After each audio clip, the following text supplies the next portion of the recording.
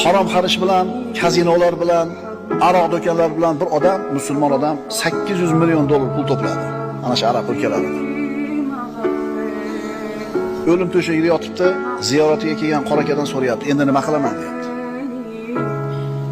Birovni haqqini yegan, birovni urgan, so'kkan, bu narsani topib olgan, zulm qilgan, xullas ibodatdan uzoq, havoyi nafsini iloh qilib, moli dunyoni iloh qilib, shu moli dunyo talab qilgan hamma narsani bajarib itoat qilib, mana o'lim to'shagida yotib, nima qilaman endi deyapti.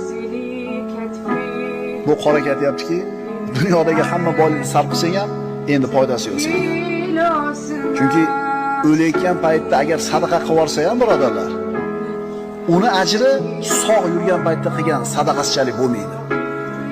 Agar haromdan topgan pulini hammasini sog' yurganda sarflasa ham, Alloh taolo pokiza zot, faqatgina pokiza narsani qabul qiladi. Endi bu odamga foydasi yo'q.